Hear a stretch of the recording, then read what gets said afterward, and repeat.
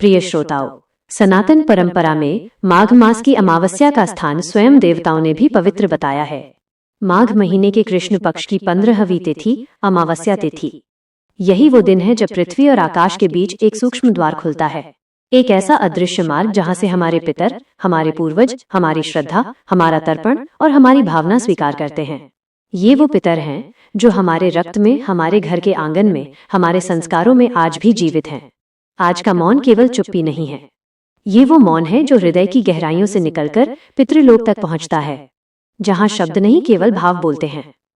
आज जल में मिला तिल केवल तिल नहीं, ये है पितृ ऋण से मुक्ति का प्रतीक, वंश की उन्नति का साधन और कुल की रक्षा का व्रत।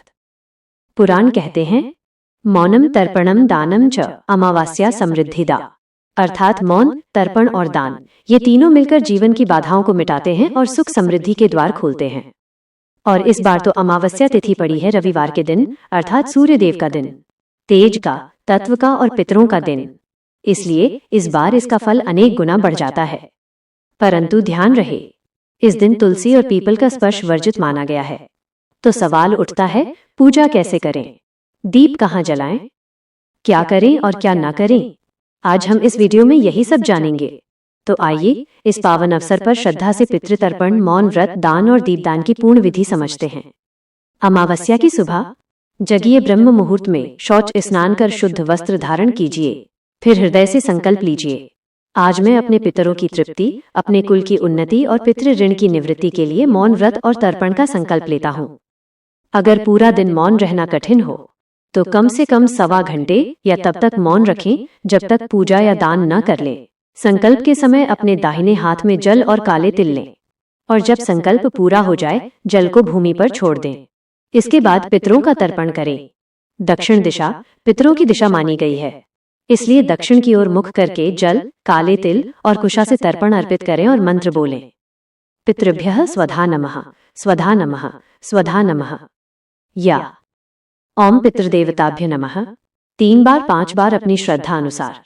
फिर तांबे के लोटे में जल, अक्षत, लाल पुष्प और लाल चंदन डालकर सूर्य देव को अर्पित करें। ओम भास्कराय नमः या गायत्री मंत्र का जाप करें। इसके बाद अपने आराध्य देवता की पूजा करें, गुरु मंत्र का जाप करें।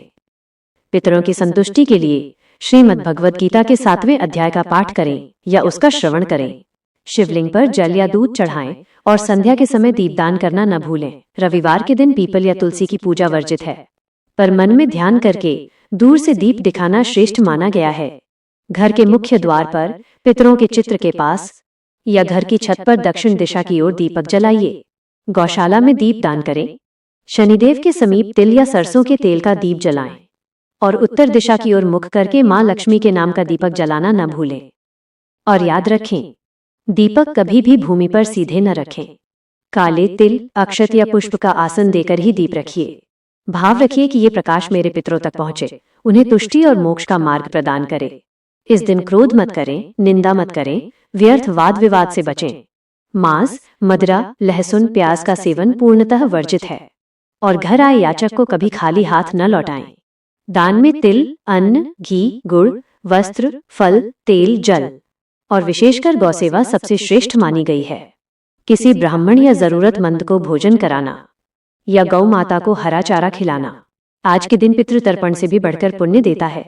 जो व्यक्ति आज के दिन मौन, तर्पण, दान, दीपदान और जप करता है, उसके कुल से पितृदोष मिट जाता है।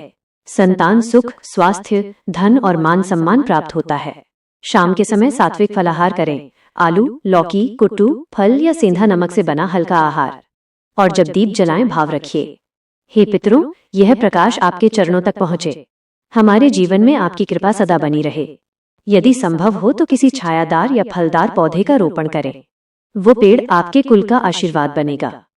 तो ये थी माघ मास की पवित्र मौनी अमावस्या की कथा और विधि। अगर आपको ये जानकारी अच्छी लगी तो जय पितृदेव लिखकर कमेंट करें, वीडियो को लाइक और शेयर करें और चैनल को सब्सक्राइब करना न भूलें, ताकि ऐसे ही दिव्य और ज्ञानवर्धक वीडियो आप तक पहुंचते रहें। जय श्री हरि, जय पितृदेव।